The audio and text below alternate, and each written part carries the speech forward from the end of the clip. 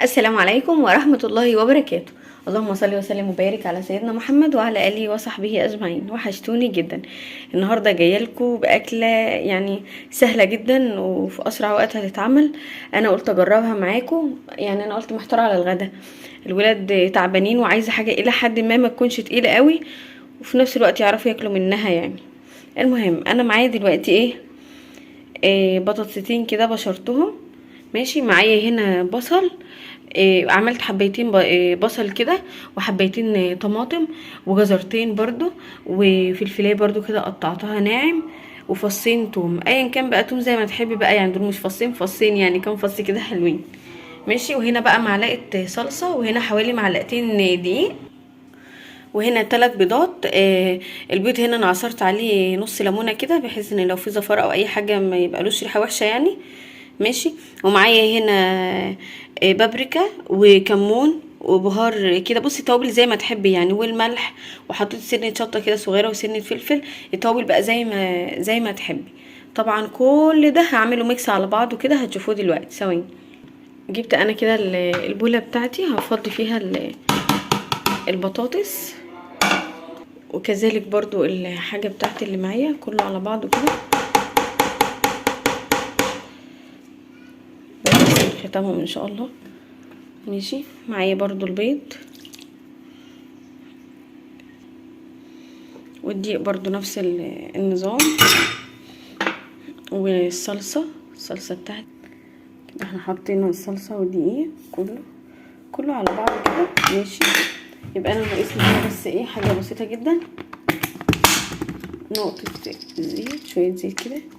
ماشي، وممكن بقى كمان نحط تركايه كده، معلقه بيكنج باودر كده، حاجه خفيفه لو انا حابه ان هي تهيش معايا سيكه يعني كده، او تبقى خفيفه شويه، يبقى قوامها مش مكتوم.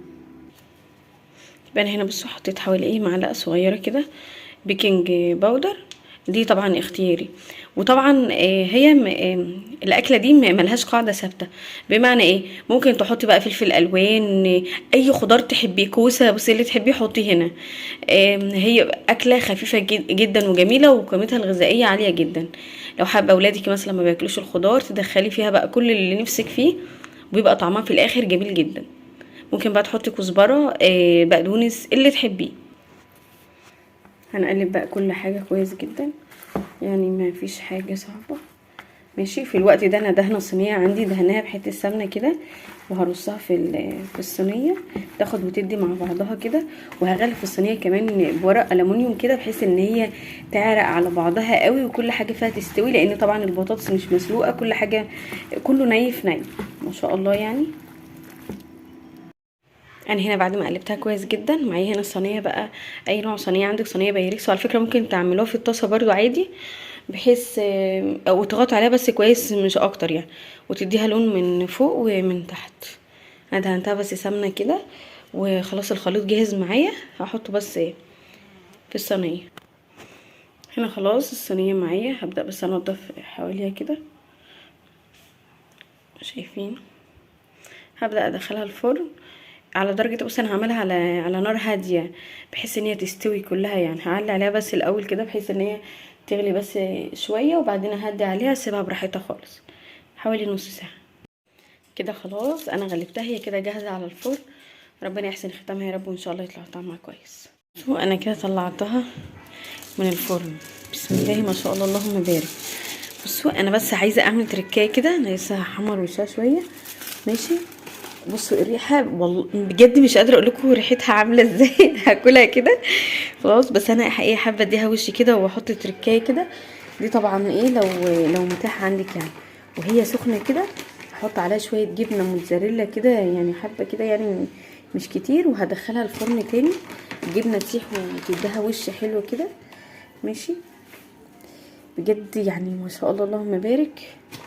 الجبنه للاسف عشان لسه مطلعاها من التلاجة من الفريزر، فجامده، كنت المفروض انا طلعتها من بدري شويه، بس قشطه هنتعامل يعني، مفيش حاجه توقفنا ان شاء الله. بس حاجه بس بسيطه كده، ما شاء الله اللهم بارك. ندخلها الفرن تاني، بجد الريحه اللهم بارك اللهم بارك، جربوها مش هتندم.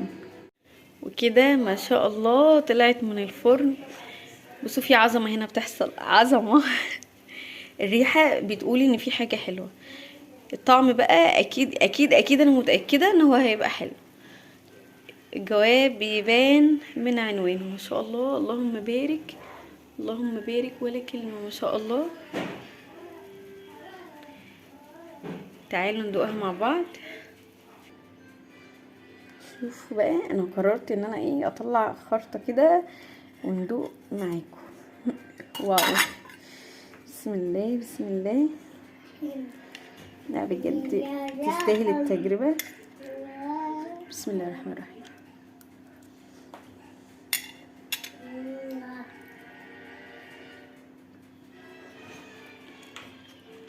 بصوا هي بيتزا في نفسها كده. لا لا، حاجه بجد جميله جميله جدا بقى. كلوها بعيش بقى سخن كده بجد ما شاء الله.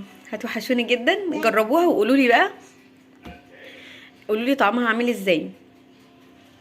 السلام عليكم ورحمه الله وبركاته.